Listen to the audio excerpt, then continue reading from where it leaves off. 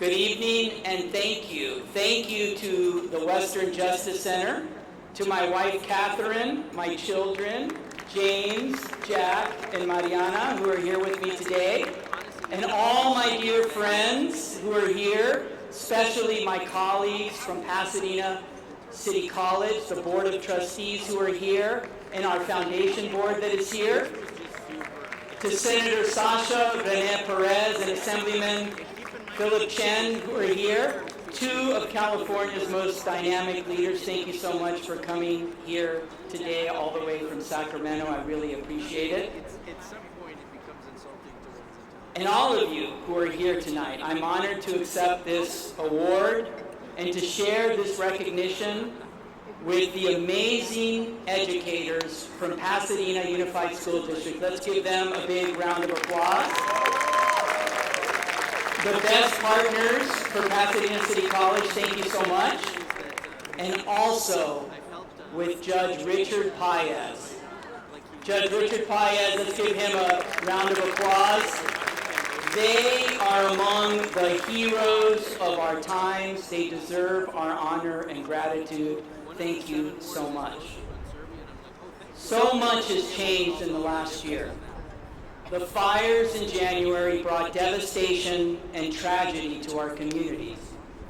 And as I've sought words to describe what I've witnessed in the aftermath of the wildfires, I've returned again and again to a quote by the writer Albert Camus.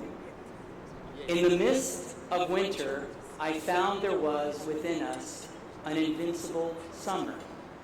This year, Los Angeles County endured a brutal winter. In Altadena, parts of Pasadena and Sierra Madre, and in Pacific Palisades, the wildfires robbed so many of so much. But in the darkest night of that terrible winter, somewhere within, summer still lived. In the midst of so much devastation,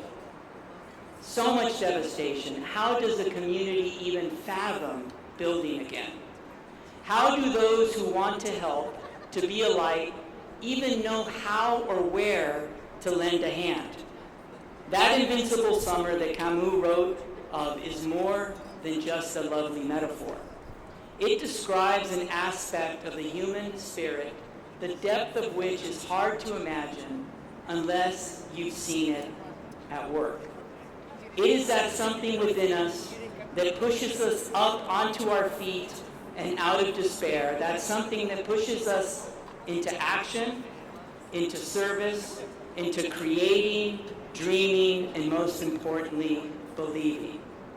I've come to see the invincible summer as resilience rooted in the rich soil of conviction. It rejects devastation as our final destiny and embraces the inevitability of our vision of a better tomorrow. A vision that needs us, it needs you to usher it into reality. I'm reminded of a 17-year-old from Altadena, his name is Victor, who experienced firsthand the great loss caused by the Eaton fire. He wanted to be a part of rebuilding, but what could a high school kid do to help? Then Victor, who's a John Muir High School student, came to Pasadena City College. John Muir, who's John Muir's here? All right, John Muir is in the house. This summer, Victor from John Muir was one of nearly 80 high school students who spent 6 weeks in a skilled trades program that PCC created to help the region's recovery effort. Victor learned welding and discovered a career path. He knows exactly how he'll use his new skills.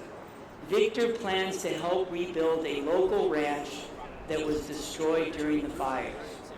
He said, quote, "I feel like we're going to be the generation that can help fix and build up Altadena again." Our communities are filled with people like Victor who refuse to give up. People who are dreamers and innovators and especially doers. who are determined not only to survive the dark nights of winter, but to thrive.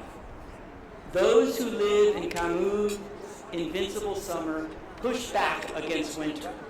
No matter how dark and cold the night, no matter how brutal the storm, no matter if the disaster is natural, like a wildfire, or man-made, like an assault on higher education, free speech, science, an assault on immigrants, the vulnerable, an assault on truth. In the midst of winter, I found there was, within us, an invincible summer. We will continue to push back. We will continue to survive and thrive. Here's to the invincible summer in each of us and each of you. Thank you for all you do for the Western Justice Center and for our community. Thank you so much for this award.